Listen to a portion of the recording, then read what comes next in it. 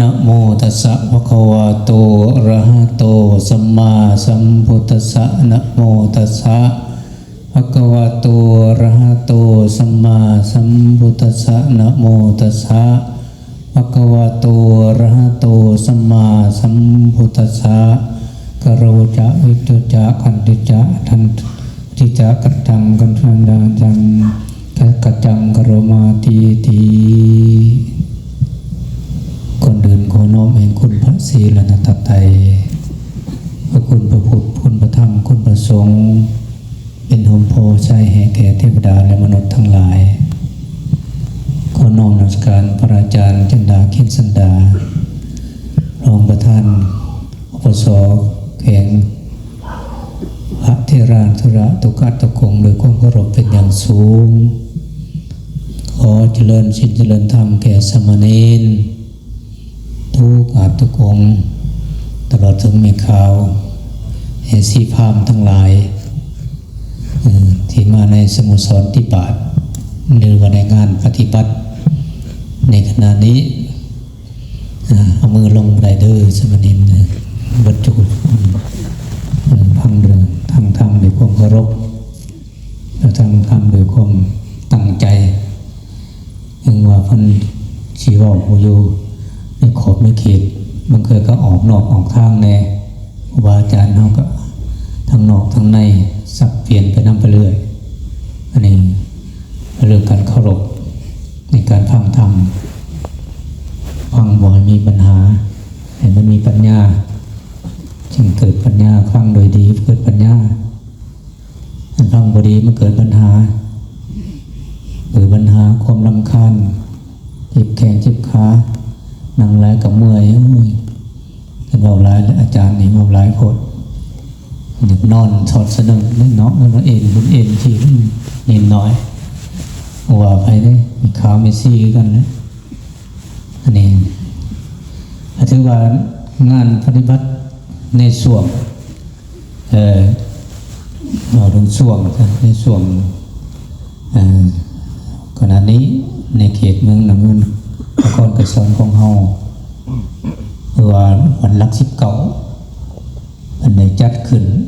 ผ่านมาแล้วเนี่ยครั้งหนึ่งแล้วก็คือเขตสมปอยนี่เป็นเขตคือเข้ากาดเนาะเป็นเขตคือเข้ากาดใน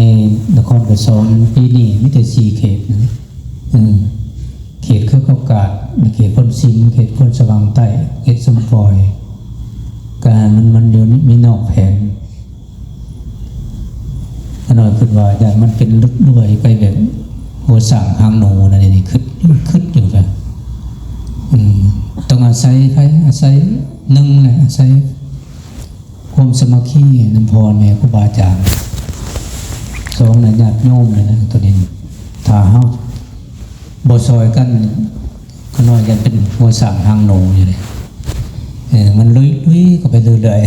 ๆเห็นหรอคันว่ามาปฏิบัติธรรมนี่มันก็ญาติโยมเนาะแต่ผู้เคยไปผู้เคยมาผู้เคยทำมาผู้เคยมาเป็นอะไรก็เซยเตยนอนอยู่เรือนคนแหละยามหนาวเที่ยงคักแล้วมันจะออกลงมาเทือนเลยอันนี้ถือว่าผู้มีศรัทธากันแห่งการถือว่าดีที่สุดได้มีองค์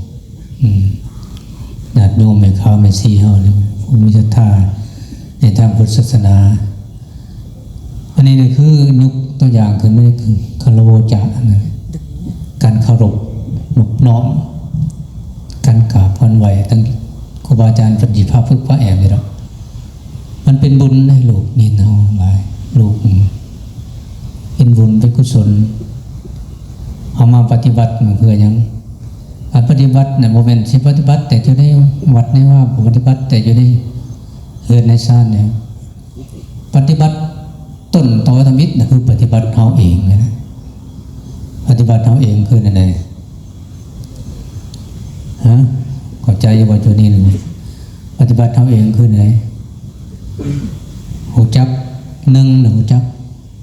ตัวสำคัญนะเอาถึงความเคารพเนี่ยถือว่าขั้นที่ว่ากว้างกับกว้างเนี่ยห้อมกับห้อมองเคารพ นับขึ้นตั้งแต่พุ่นแล้วตั้งแต่เฮาอยู่น้ำพ่อน้ำแม่เฮาเคยให้เฮ็ดให้พ่อให้แม่เฮาเสียใจบ่เฮาเฮ็ดให้พ่อให้แม่เฮาน้ำตาตกบ่พุ่นเด้เฮาปฏิบัติมาบ่แม่นใช่ว่าเฮามาใส่ผ้าเหลืองเนาะปฏิบัติครูบาอาจารย์เด็กน้อยถ้าผู้บ่มีนิสัยเหมือนเว้าเด้ลูกนี่ทั้งหลายถ้าบ่มีนิสัยมาแต่น้อยนะอันเว้าแล้วสิมาพึกเอาอยู่นำครูบาอาจารย์เพิ่นพึกกลัวประมาทดอกถ้าบ่เอาใจใส่ท่านคือว่ายากเนี่ยโอชีน้ำห้อยครูบาอาจารย์สุดท้ายไม่แต่แบบตัวหนาเนาะเป็นบอลูกนี่ไว้หนาลังหลอกนะไว้หนาลังหลอกนะตัวหนาสันเสริญลำติ่งต่างทาเป็นตัวเรื่องอาจารย์นะไม่ได้เรื่องหรอกเห็ดฟองคือสื่อแล้วก็แล้วไปนั่นไปนาลังหลอนลำต่างนิทานขาดได้นะขาดเนี้ยขาดความเคารพเรื่องนะท่านขาดความเคารพตั้งแต่เขาเคารพเนี่ยการห่างความเฮียนของมาทมิตรตรงพอเป็นแล้วก็พอแล้วก็ถวายเขาเคารพสิ่งว่ามันโกงควงเขาเคารพการเฮียนคือยังเอาใจใส่การนำเฮียนสู่เทศเห็นบทสมัยตะกี้สมัยประธานในกี่วันเลยเขามาในนี้แต่ว่าเห็นตัวหน่อยคนตะกี้มันมีใบลานว่ามีปุ่มทุกมือเนาะใบลานนี่เพิ่นบ่ได้หิวเสมอนะแบกใส่บานั่นคือกับนุทุนใส่หัวจุหน่อยอันเพิ่นดีหิวเสมอนี่เนี่ยทานเห็นลูกเพิ่นตีมือเลยนะตีของมือแล้วมันเจ้าเขาเนี่ยเจ้าบอกเคารพธรรมบอกเคารพในการเฮียนแต่นอนกับมันยังเอาไว้ถึงหัวมันที่สูดแล้วทิ้งปึ้งไว้เอาตีนบูชาว่าได้ถึงพระเดชตัวนี้ประมาทในการเรียนประมาทในการศึกษาอะไรกันเราจะเลิ่นเลยลูกนินเราจะเลิ่นเฮียนกับหนังสือก็ไม่ได้แต่พระเดชประมาทในการทำเรียนในการศึกษาอันนี้คือความเคารพอันว่ามันกลมสูงกว้างกับกว้างอาจจะมันเบามันกว้างจงมาเอาเคารพในธรรมคำสอนของพระพุทธเจ้าทุกข้อทุกการทุกเคารพมีหน้าที่ไปว่าเด่นคือเขาบอกว่าทะลกโคบุเนี่ยว่ามันบ่ถือเลยพิษยังไงเป็นกรรมเป็นบาปพอได้ออกคนนั้นบาปเท่านั้นมันคือทะลกเขาว่าไม่ได้เลยเขาจะไปหลินไปบอกเห็ดนั่นเนี่ยอันสารเห็นเขาเจ้าเห็ดออกในโซเชียลในนั้นโอ้น่าสลดใจแล้วน่าใส่ผ้าเหลืองได้เห็นบอกพุทธทีเห็นพุทธทีมาเอาผ้าเหลืองมาไปขายกินเอาทำของพุทธเจ้าเพื่อบอกนั่นนี่แนวบอกพักบนแนนะมันประมาทในธรรมอันนี้แหละถือว่าเขาผู้ได้ประมาทในธรรมคำสอนของพระเจ้าข้อมหนึ่งมันศักดิ์สิทธิ์ที่สุดเลยลูกนินทั้งหลายคันบ่เสือแล้วให้ชมเจ้าปฏิบัติไปสิก่อนบ่ให้พ่อเสือโลดครูบาอาจารย์ในฐานในครูคนเราแล้วบ่ให้พ่อเสือให้ปฏิบัติไปสิก่อนสร้างศรัทธาให้เจ้าของสิก่อนให้มันมีศรัทธาให้มีศรัทธาในเจ้าของในจิตใจของเจ้าของถ้าผู้ใดมีศรัทธาแล้วมันผู้นั้นจะสิพระเจ้าว่าทำคำของพระเจ้ามันศักดิ์สิทธิ์คำสอนของพระเจ้ามันเป็นแหวนแยงอันหนึ่งเป็นแสงเทียนอันหนึ่งทำให้จิตใจเราเกิดสติเกิดปัญญาเกิดแสงสว่างเพราะเป็นธรรมดาเนี่ยคำสอนของคนบริศึกษาลงลึกๆสิรู้จักสิเข้าใจ คันเฮายังเฮ็ดพิงเฟินอยู่แปะๆลูกๆคำๆนี่ยากเด้ลูกนี่บ่แม่นว่าประมาทมันประมาทครูบาอาจารย์บ่แม่นประมาทตัวมันดินถ้าเฮายังเฮ็ดลูกๆคำเฮาสิบ่เห็นธรรมเป็นหยังดอกบ่เห็นธรรมกับบ่เห็นคำสอนของเพิ่นนั่นแหละเพราะว่าไปเริ่มลามไปกันน้ำหนักน้ำไฟน้ำหนักซื่อๆแหละไหลไปน้ำไฟไปน้ำหนักแล้วไปสึกมื้อสึกวันแล้วไปมันก็เลยบ่เห็นหยังถ้าเฮาเฮ็ดได้ปฏิบัติได้นี่เรียนหนังสือก็เก่งการปฏิบัติคำสอนของพระพุทธเจ้าเฮ็ดหยังไหว้พระสวดมนต์เจริญเมตตาภาวนานั่งสมาธิทำจิตให้สงบถ้าเฮาเห็นถ้าศรัทธาเฮาเกิดในจิตใจเฮาบุคคลนั้นมันสิบ่กระตือรือร้นบ่ทะเยอทะยานนำสังคมบ่ทะเยอทะยานนำทั้งโลกถ้าเฮายังติดอยู่ในรูปในเสียงในกลิ่นในรสมันก็ยังถือทะเยอทะยานแหละครูบาอาจารย์ตัวนี้ทั้งหลายก็มีกิเลสทุกคนนั่นแหละทานก็มีกิเลสกันก็ต่างกันได้เนาะก็พอออกไม่ออกต่างกันได้ลูกนินต่างมันเป็นที่ต่างแต่ผ่าเรื่องได้จิตใจของเฮาก็ต่างกันนั้นเพศของกันขามระวังคฤหัสถ์กับเพศมันประสิทธิ์เพศสมณะต่างกันผู้หนึ่งใช้ผ่าเรื่องผู้หนึ่งใช้ธรรมดาแต่จิตใจเฮาก็ต้องเหมือนต่างกันนำพร้อมต่างกันไหนให้ออกต้นเนี่ยนุ่มเขาเห็นเขาเกิดศรัทธาออกต้นเนี่ยนุ่มเขาเห็นเขามีความเคารพมันมีอยู่สมัยครั้งพุทธกาลเป็นบ่อันนั้นนิดหน่อยให้เจ้าอโศกเคารพได้ขันเจ้าชีวิตนะเจ้าชีวิตของอินเดียเจ้าอโศกพระชิวบุกเก่งตีออกเมืองทุกอย่างเป็นขึ้นก็เพิ่นผู้เดียวนิดน้อยนี่ให้เพิ่นมีความเคารพให้มีเพิ่นศรัทธาได้พอหาที่สอนธรรมหรอกลูกนินทั้งหลายเอาลักษณะท่าที่ข้าปฏิบัติเท่านี่ถือว่าสมควรแหละพอแม่นจะเห็นไม่ออกใส่เห็นไม่ออกแล่นใส่เราแต่อยากเห็นตีสิวตาใส่มันบ่ได้แล้วนั่นเขาก็บ่มีความเคารพแล้วเขาก็บ่ศรัทธาเฮาแหละเฮ็ดให้เขาไม่ศรัทธาเป็นผู้รู้จักความนอบน้อมถ่อมตนรู้จักกันไปกันมาวันในสิควรวันในเพิ่นประกาศบ่ให้เฮาไปสัญจรบ่ให้เพศสมณะไปสัญจรเฮาก็บ่ควรไปวันในที่เพิ่นให้เฮาไปสัญจรเฮาก็ตั้งไปได้อันนี้สิไปเห็นเขาเตะบาลก็สิไปนั่งเบิ่งเขาเตะบาลนำเขาไปเห็นเขาเตะต่อก็สิไปเตะต่อนำเขามันก็บ่ถึกแล้วนะญาติโยมเขาเห็นโอ้ตัวมาแต่ไสตัวมาแต่วัดใดจะครูมาแต่วัดใดทานเห็นเลยแถวนอกแถวหน้าเดินไหลคือว่าแล้วเขาเจ้าก็บ่ได้มีโรงเรียนเนาะโรงเรียนนำโยมก็น่าสังเวชอยู่ตัวนี้หรือว่าสิว่าครูบาอาจารย์ในวัดเพิ่นบ่ได้บอกเรื่องเก่าก็จับได้มันเว้าบ่ได้แล้วคือกับพ่อกับลูกคนแหละพ่อแม่บ่มีไผดอกที่จะให้ลูกชั่วแม่กับลูกนิ่มทั้งหลายก็บ่มีไผดอกครูบาอาจารย์มีไผสิให้ลูกนิ่มชั่วทุกคน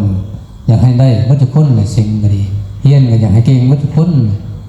แต่ปัญหาผู้สิปฏิบัติเอาพุ่นแหละแต่ปัญหาผู้ที่สร้างเอาเจ้าของ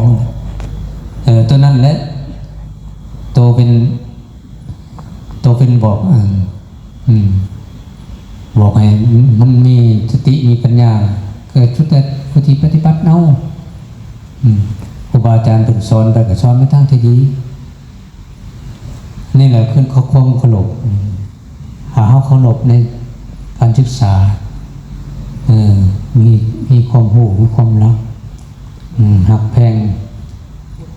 แม้แต่หนังสือตัวหนึ่งเขาก็บอกคนถิ่มบางคนถิ่มบางคนปะรักษาไว้แห่งดีได้ตัวนี้ลูกนินเขาทั้งหลาย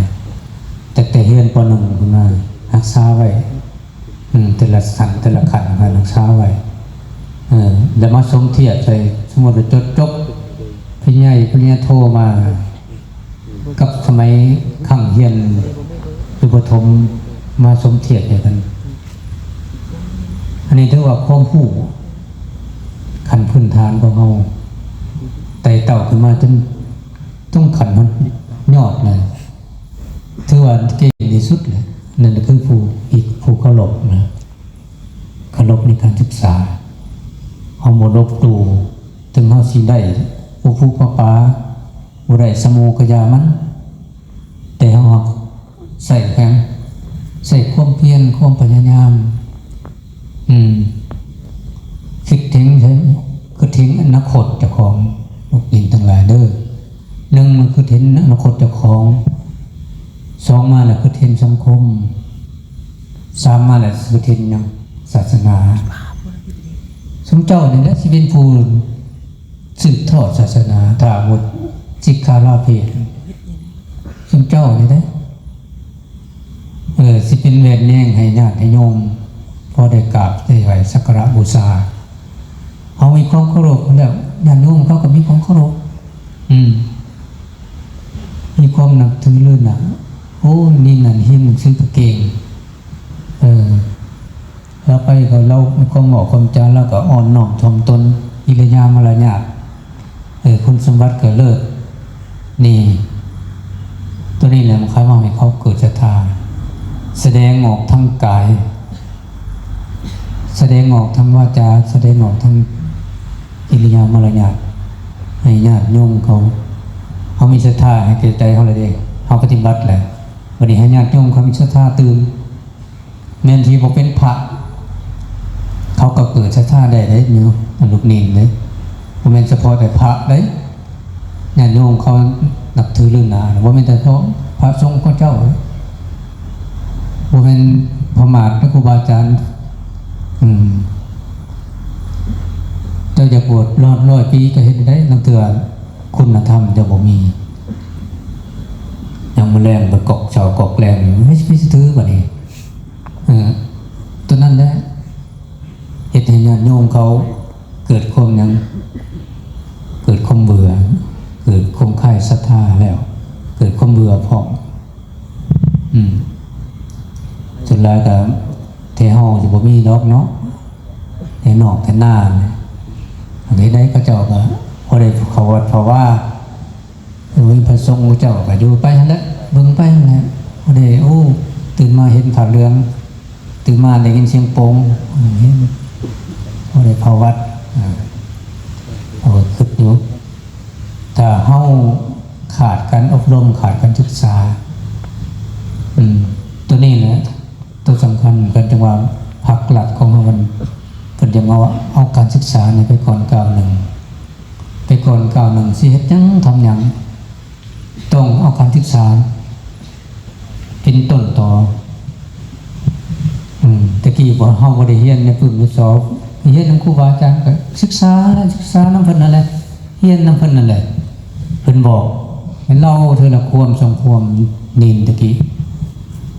ในฐานเคยเห็นนิดหน่อยเราบ่ร้ายมือละควมกันสูตรก็จะปีติงูยาสันตุพ่ออยู่สันตุอยู่แหละได้แล้วก็ไปต่ออีกนั่นนี่เขาสบายนะอาจารย์ว่าก็สบายนะลูกนินทำไมรับสบายเนี่ยเขาได้เฮียนได้หูชาได้หูเลยคนการสูตรกันเทศอันนี้อยากให้เฮียนนะท่านอยากให้เฮียนไปพอทั้งคดีโลกคดีธรรม มันจะเห็นแต่คดีโลกนะหรือว่าเห็นนิจบแล้วก็สิหาทางดียาดอกเห็นจบแล้วก็ซิกอยากซิกเนี่ยมันบริยากนะแต่ผู้สิบวชนั้นมันยากเพราะงั้นยากในโลกมันยากผู้ที่บวชท่านอยากซิกนะบวชมาแล้วอยากซิกนั้นบริยากซิกทำใดก็ได้มิแต่ให้เอาแบบนี้จงกระทาให้ลูกนีนจือไว้แต่ละมือมาซิกตื่นมากกับซิกเมื่อได้กับซิกหลายเถื่อมันจะเกิดความรำคาญในจิตเจ้าของเนาะโอ้เกิดความเบื่อซิกออกไปเลยคิดกับคักเลยเบิ่งแม่กูมือนี่มันสนุกบ่กูมือนี่แห้งบุญแห้งวายเนาะลายแนวสัมมปิเรื่องสังคมออกจากวัดพอข้าวลังเถื่อพอข้าวตำนานทานเห็นเองลังเถื่อพอเดือนสับกลายเป็นคนละคนน่ะเด้คนละคนวันใดมันมั่วซุ้มมาสุดแนวมาแล้วเป็นต้นกับพวกเศรษฐิษนะมันเข้ามาแซงโลดผู้ดีก็เลยเป็นผู้ชั่วนำตอนนี้กันโมญัวใส่อะไรสมุญัวใส่แล้วเจอแล้วที่กันลองไปแล้วติดเลยพ่อยเอาเองแล้วกันนี่นะนั่นเท่านั้นแหละมันเป็นคนละคนเลยนะท่านเห็นเลยนะว่าไกลเห็นในบ้านท่านเองออกมาแต่วัดแท้กันอิเลกีนังกันนั่นแหละนั่นว่าสังคมมันเปื้อนอะไรนะขึ้นจะขาดได้มันมีอยู่ในวัดนี่ว่าอยู่ในศาสนาอย่างนี้ท่านว่าก็ดีสุดแหละยอดคนแหละยอดคนเลยจึงบวชเนี่ย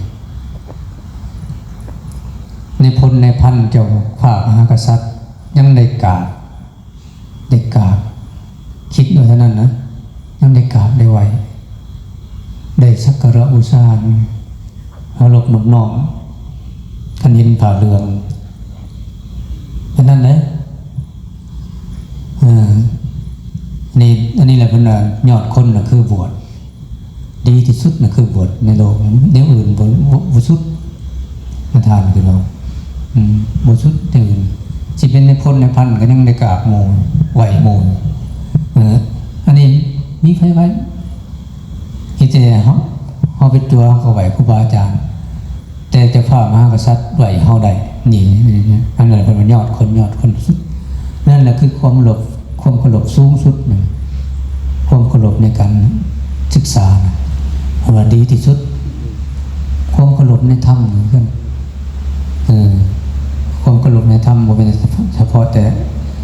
คำสอนของพระพุทธเจ้าสิ่งที่กระทำเขาเนี่ยเขากระทำมาแต่ละมือทำให้ครูบาอาจารย์เป็นนักบุกนักใจบ่เขาทำให้ครูบาอาจารย์จมว่าบ่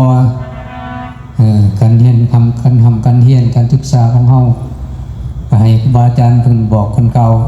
เพิ่นตักเพิ่นเตือนเรื่อยบ่เอาไปถึกมือถึกยามถึกเวลาหรือบ่ตัวนี้แหละการกระทำการกระทำของทางนอกการกระทำของเฮาไปโรงเรียนทันกับเวลาห้องกับทันกับเวลาฟังคำครูบาอาจารย์เพิ่นตักเพิ่นเตือนเพิ่นสอนนั่นก็คือการกระทำของเฮาเวลาเป็นอธิบายพุทธธรรมพุทธเทียนตั้งใจฟังตัวสำคัญเลยนี่ลูกดินบอกว่าในท่านเคยผ่านเลยคันเขายังเขาก็ตั้งใจฟังเวลาเพิ่นอธิบายการบทเรียนน่ะไม่ได้เข้าใจได้ไม่ได้เข้าใจง่ายเลยคันเขาบ่ตั้งใจฟังแล้วคนก็มันจะเขียนบางคนก็บ่ใส่เว้ากันนั่นนี่บัดครูบาอาจารย์เพิ่นบอกเพิ่นเว้าเลยเฮาก็บ่เอาใส่ใจซ่าสิไปบัดสุดท้ายไปมันเป็นอันนี้ผลกระทบมันผลเสียของมันย้อนความบ่ตั้งใจ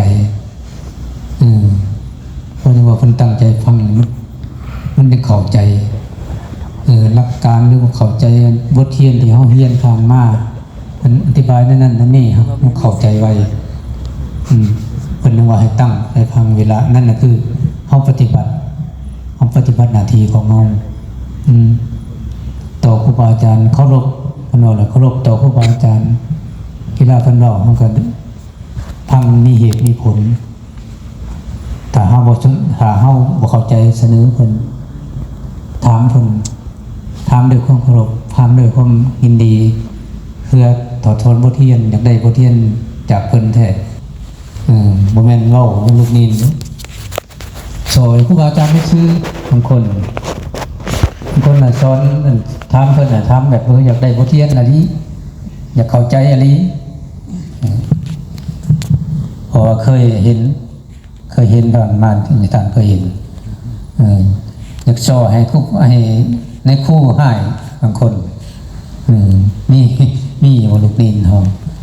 เดี๋ยวไปเห็นได้นั่นขาดความเคารพเด้อขาดความเคารพกับความนับถือแล้วเด้อเจ้าบ่นับถือครูบาอาจารย์แล้วเด้อการนำการเรียนของเจ้าก็อ่อนไปแล้ว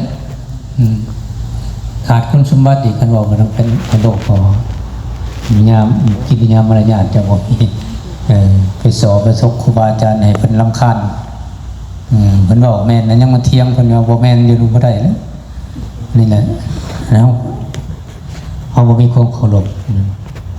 อันนี้เคารพในหมู่คณะสงฆ์หมู่ศีลหมู่จั่วหมู่นี้เฮาสิเฮ็ดจังได๋ต้องรู้จักคันผู้ใหญ่กว่าเฮาก็ว่าอ้ายว่าอ้ายนินคันผู้น้อยก็ว่าน้องนินลูกนินไปพอมันทั้งสิว่ากูมึงถึงกูดูหลวงตอนนั้นก็มีความเคารพในหมู่สงฆ์บ่มีความเคารพในหมู่นี้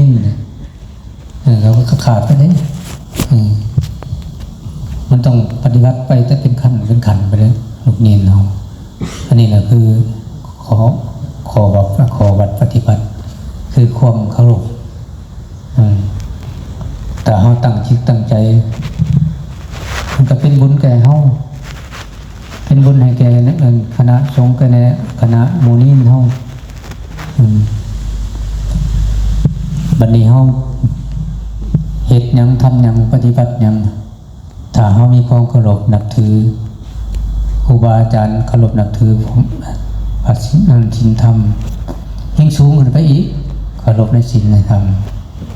สูงขึ้นไปบ่ขั้นเคารพในศีลคือห้องลบดูในศีลรักษากายรักษาวาจารักษาใจของเฮาก็บ่ผิดกฎตลยศต่อหมู่ต่อครูต่อครูบาอาจารย์กายของเฮาก็บ่ไปทำลายหมู่บ่แม่นสิไปตีผู้นั้นตีผู้นี้กอกซักหัวหมู่นั้นผู้นี้มันก็บ่ถึกตัวนี้นี่ขาดความเคารพไปแล้วในหมู่นี่หมู่สมหมู่ตัวนี้มันแสดงออกทางกายทางวาจาเขาก็เว้าก็ชั่วโคกหายบ่ว่ายังมีความอ่อนน้อมว่ายังมีกิริยามารยาทจบงามจนว่าเขาเป็นนักศึกษาจนว่าเขาเป็นนักเรียนจนว่าเขาเป็นผู้ปฏิบัติเคยปฏิบัติมาแต่ละปีครูบาอาจารย์เพิ่นสั่งเงินใครให้อันนี้แหละที่ว่าบ่ให้เฮาอยู่วางได้สั่งเฮานี่สั่งคนให้เป็นคนดีสั่งจัวให้เป็นจัวดีสั่งพระให้เป็นพระแท้อันนี้ตัวนี้นะคือเฮาพากันปฏิบัติบ่ให้มีเวลาว่างคันมีเวลาว่างบ่ได้โอ้ยมันบ่อึดแล้วเนี่ยเฮ็ดบ่อึดเนี่ยเฮ็ดบ่อึดเนี่ยลิ้นบ่อึดเนี่ยไปสิไปเที่ยวหันไปเที่ยวนี้ทางไปแล้วฉะนั้นเสียเวลาซื่อๆได้ลูกนินบ่มีผลประโยชน์หยังพอทอเฮามาปฏิบัตินำพ่อแม่ครูบาอาจารย์มาปฏิบัติในศีลในธรรมอันนี้รักษากายของเฮารักษาใจของเฮา มาสำระจิตของเฮามาสำระใจของเฮาที่มัน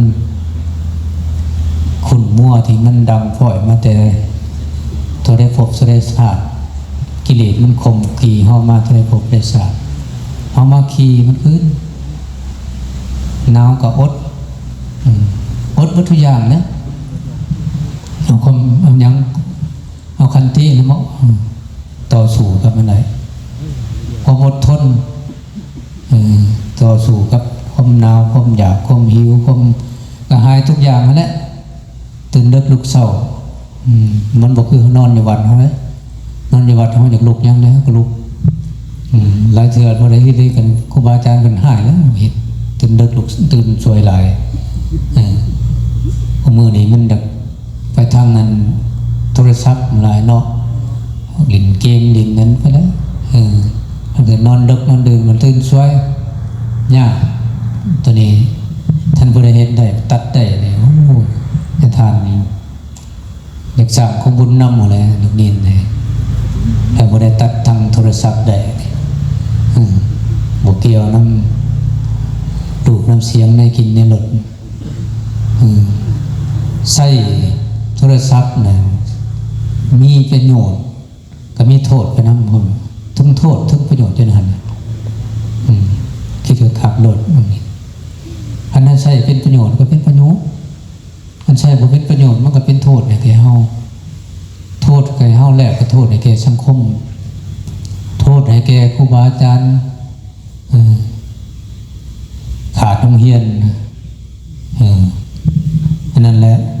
มันโทษมันนำมาหลายแนวแต่ประโยชน์มันนั้นบริหลายประโยชน์มันน้อยส่วนร้ายก็ไม่ได้โทษนั่นแหละตามในทานคิดว่าโทษแต่ลายกว่าสิ่งประโยชน์มันได้หนึ่งแล้วโทษสองมาอย่างโอนเงินโอนคำสามารถเป็นสิ่งนั้นสิ่งนี้บางคนก็มืออยากใช้ในออนไลน์สบายกดกระโดดนะคือว่าเล็กๆน้อยๆหนึ่งนะเนาะถึงแล้วลูกเนียนจิคิดทั้งหลายอย่างโทรคุยก็ไม่ออกกับมุจักเลยออนไลน์แนวอันนี้ถ้าเฮาปะได้ยึดนั้นสระได้เนี่ยโอ้จะเป็นดีเลยลูกเนียนเนี่ยสระได้ทั้งโทรศัพท์นี่ผู้ใดบ่ใช้เนี่ยโอ้ดีสุดเห็นว่ากับคนได้เนี่ยคนดังอยู่ในจันทร์อาจารย์พญาอินทร์นี่ อินทราบ่คอยใส่โทรศัพท์เลยมันทางนี้ไม่พอได้ใส่ใช่มั้ยมันอยู่ยอมรับดีหน่อยนี่แหละคนปรุงได้แล้ววางได้แล้วถ้าผู้ใดวางได้ปฏิบัติได้ปรุงได้เอาสิบอกหัวข้าวบ่สิลงไปในทะเยอทะยานในนำวัตถุมวลวิญญาณในโลกในเสียงในกินในรสอันนี้เฮามาเนี่ยมาปฏิบัติมาสำระตัวนี้แหละลูกนินทั้งหลายมาเกาตัวนี้แหละเกายังเกากิเลสตัณหานี่แหละความโกรธความโลภความหลงในหัวแหละก็มีอย่าว่ามีวัตถุคนแต่ให้มันบ่ให้มีหลายให้มันเบาบางไปแน่เพราะมันที่มีคือพวกออกคือญาติโยมเขาลังเทือนญาติโยมอยู่เขาอยู่ทั้งนอกเขามันหน่อยกว่าเขาก็มีได้เขาก็บอกมองไปเห็นใจได้เห็นก็พลจิตของภัยของมันนั่งอยู่ในนี่คือกันแหละลูกนินด้วยพระสงฆ์เจ้านั่งอยู่นี่บางคนจีบุญหลายบางคนจีบุญหน่อยบางคนบุญหลายเหตุปฏิบัติไปมันก็จะคอยเป็นไป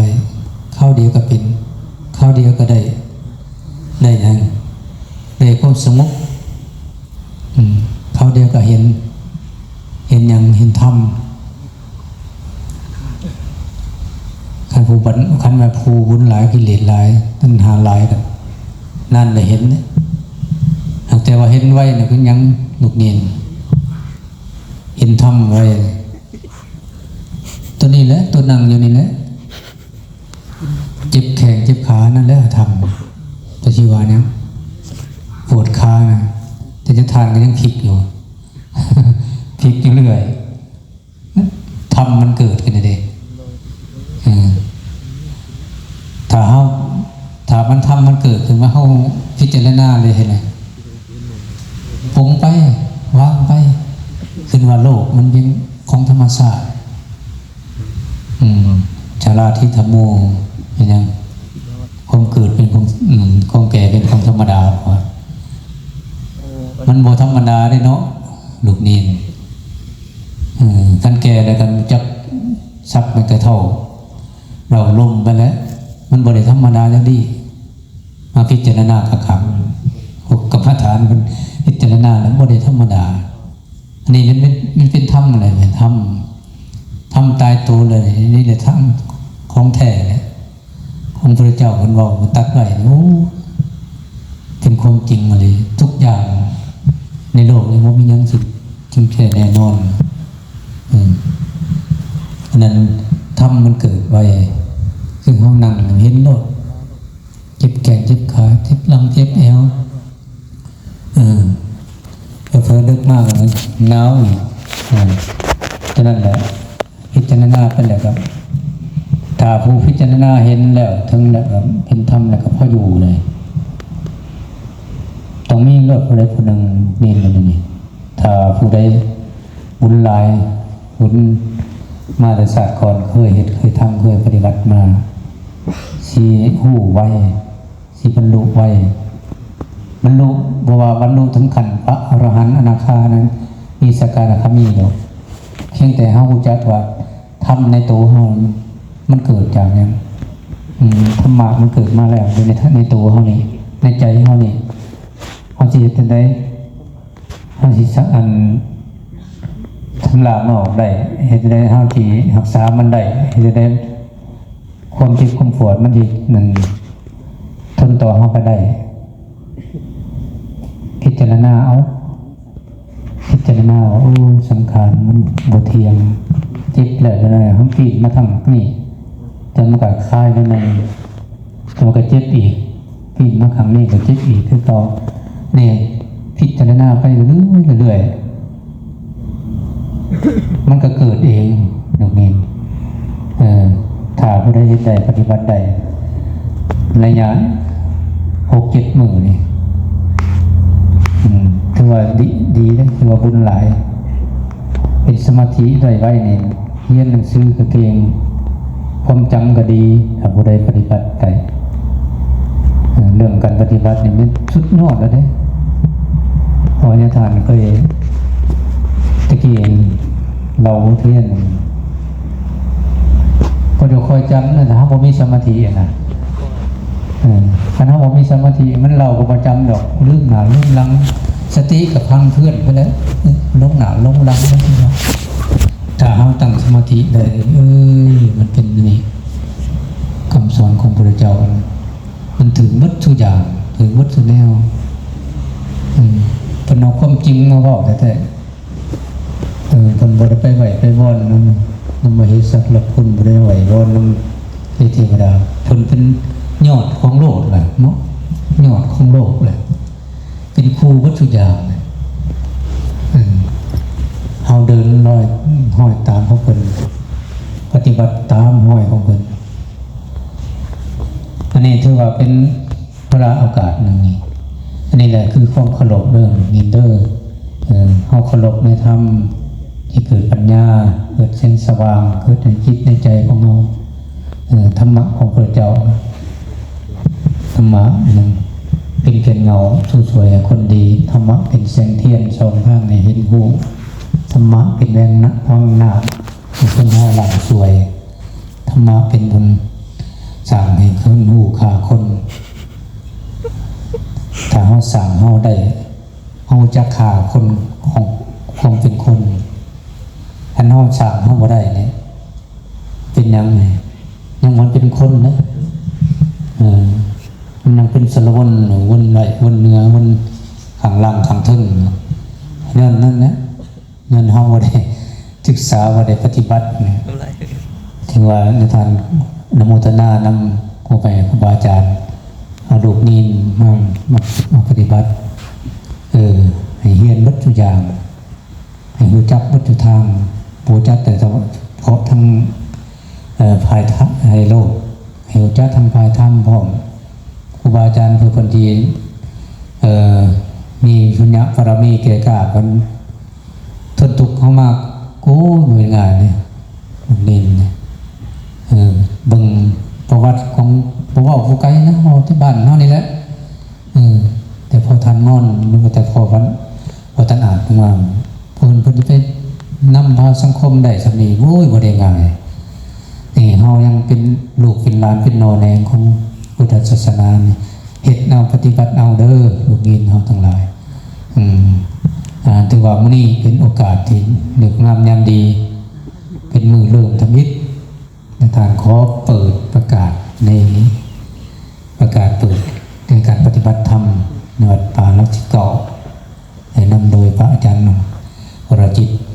จุมตะจักเจ้าอาวาสป่าลักษิเก่าเป็นผู้นำพาผมเลยคณะสงฆ์วันนี้เป็นเปิดทางการจนพุ่นและเวลาสุดท้ายเนาะถือว่าไอ้ตัวเน้นของเรามาสำลักมาสำลิสำแลออกในบทจบทจีนในจิตในใจในหมอในมันเปื้อนในจิตในใจทำละออกล่างออกมันยังหลังเอาธรรมะของพระพุทธเจ้าในล่างหนึ่งโอ้ยเอาสบู่เอาอย่างอื่นได้มาล้างเอาน้ำธรรมของพระเจ้าเนี่ยมาล้างจิตล้างใจของเราให้มันบริสุทธิ์ให้มันขาวสะอาดหรือหอด6 มือ 7 มือให้มันคงจักสิ่งจักธรรมเล็กๆจักหน่อยโหได้หลายก็ได้จักเล็กจักหน่อยไปกว่าเฮาบ่ได้มาปฏิบัติจักเทื่อให้เห็นทินเห็นธรรมมันเห็นแต่เธอเลยรู้จักเห็นจักคำนำครูบาอาจารย์นั่นแน่มันเห็นแต่เธอมันสิหลงเนาะแม่นบ่ลูกเน้นหลงเลยโอ้ยยามใดเพิ่นสิเรียนจบก็เถื่อสิซิกนะตอนนั้นมันเห็นเธอมันหลงมันเห็นธรรมแล้วโว้ยเบื่อเลยเบื่อเห็นออกตนอย่างนุ่มก็ถือธรรมดาท่านผู้เห็นธรรมเนี่ยเกิดความเบื่อยังเบื่อในโลกเบื่อในโลกเบื่อในสังคมเบื่อในเอาไปมาเบื่อนะเจ้าของหมดเลยเป็นว่าผมเป็นนักทานว่าพระโลกพระเลวอะไรที่สื่อในลูกเนียนปฏิบัติไปโหลดขั้นบทเสือคำสอนของพระเจ้าปฏิบัติไปมันจะเกิดมาเองเพิ่นบอกเราว่าข่อยนั่งไปข่อยนั่นเฮ็ดไฟปฏิบัติไปเห็นเทวดาเห็นนั่นเห็นนี่ไปบอกกับบ่ได้เด้ฮิตเลยเชื่อมมันได้ทำมาใครจะไปเห็นน้ำเจ้าจะนอนจะพันเดี๋ยวใครจะไปเห็นน้ำเจ้าเห็นยังก็อยู่ในใจเฮาเห็นยังก็อยู่ในจิตในใจของเฮาเอาไว้รักษาไว้รักษาทำไว้เอาธรรมะของพระเจ้าเด้อเป็นวิธีหลังจิตหลังใจของเฮา